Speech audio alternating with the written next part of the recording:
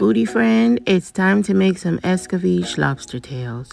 So I'm starting out with some lobster tails here that I have split open, deveined, and washed. I have them spread out on a baking tray because it's going to be easier for me to handle myself that way. So I'm starting by seasoning the lobster tails with salt and pepper. Kosher salt, of course, and freshly ground black pepper.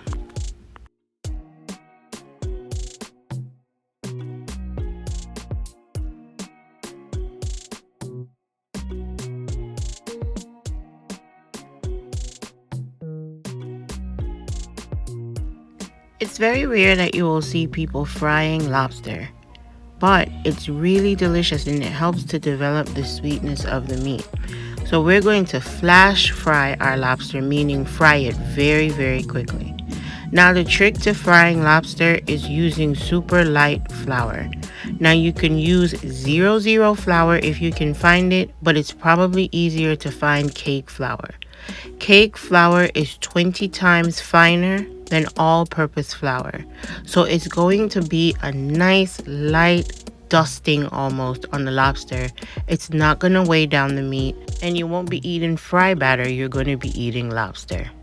So we're starting with some cake flour in our bowl, and of course I'm going in with my best friend Maggie fish season up. We're going to dump that into our flour.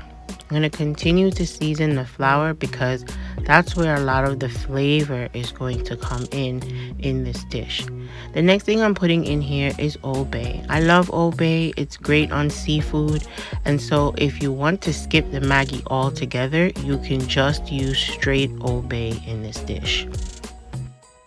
Next up is our garlic powder.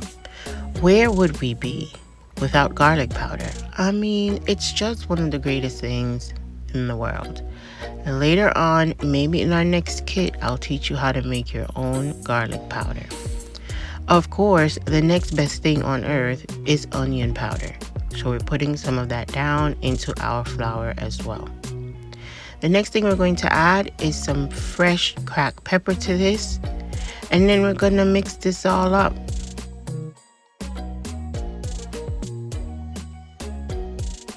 Before I forget, make sure you add in your allspice. Ground allspice is going to kick this up a notch.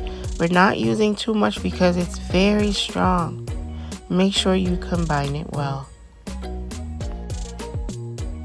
As you're combining this, you want to make sure that all of the powdered seasonings are nicely combined in the flour. The way to make sure that this definitely is going to happen is to use a fork.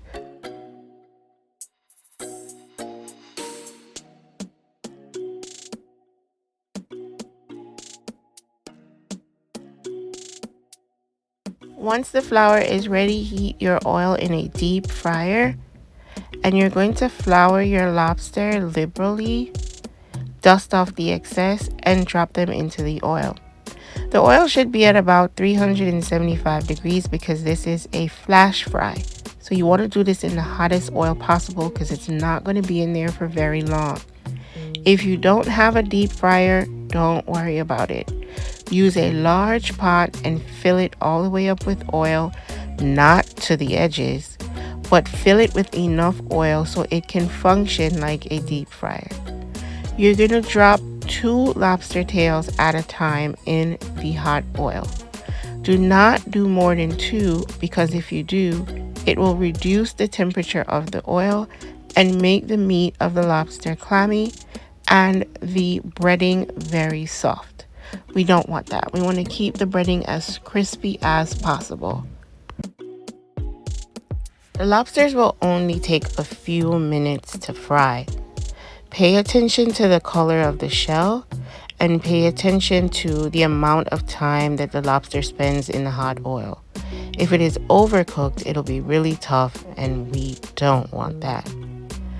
Remove the lobsters using a slotted spoon or a spatula and drain them on a wire rack over a baking tray that's lined with paper towels. Don't put the lobster to drain on a plate. The heat transfer from the plate will make the lobster tails very soggy and cause the batter to lose its crispness. We don't want that. We want to keep the lobsters as crisp as possible. While you're frying your lobsters, you can actually start to build your escovitch. This is a dish that you do not want to eat cold.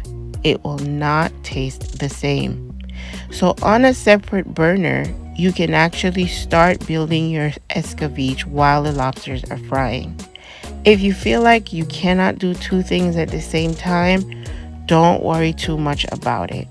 But make sure you try to enjoy these while they are still warm. The lobsters are going to fry up very quickly because lobster does not take a long time to cook and you don't want to overcook these. As soon as you remove two from the oil, replace those two with another two and keep going.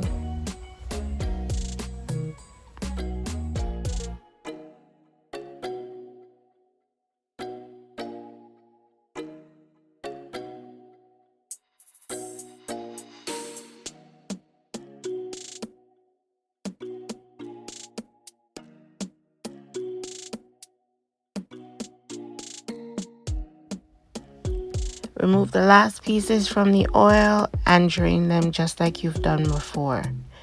Now, it would be really helpful if at this point you already had all your vegetables for the escovitch already prepped, the onions and the peppers, because that will save you time and that will ensure that the lobsters won't get too cold before you build your sauce.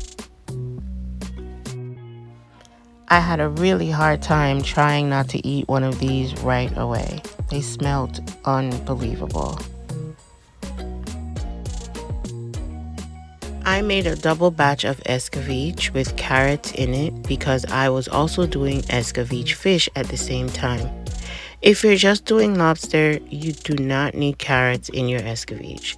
All you need are thinly sliced onions, thinly sliced Scotch bonnet peppers, and vinegar. Dilute the vinegar with some water. So I'm doing 1 part vinegar and 1 part water. And don't forget your allspice berries.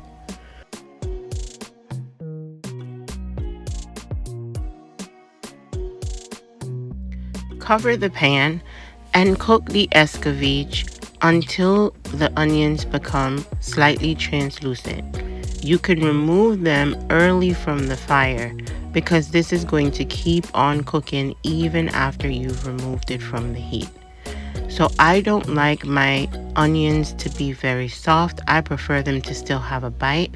You could cook this for as long as you like your escovitch onions to taste, but I think they're so much better when they're a little bit crunchy.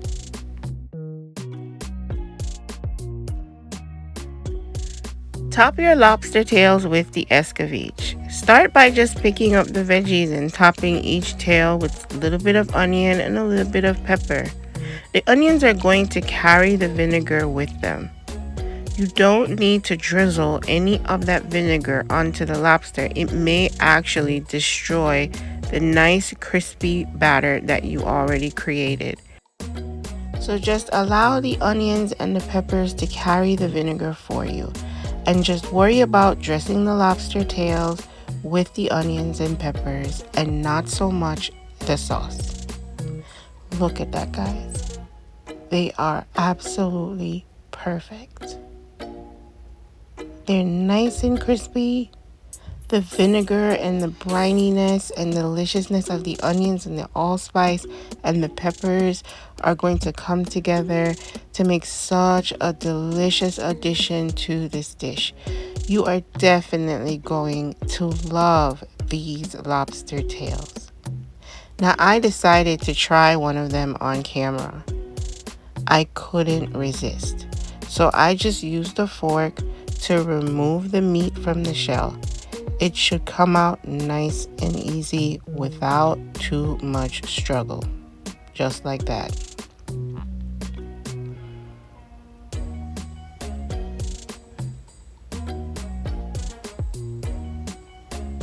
Perfect. The meat is soft and tender and juicy and there are little crispy bits around the outer edges of that meat. Make sure when you try the lobster tails, you're eating it with the onions because that also boosts the flavor.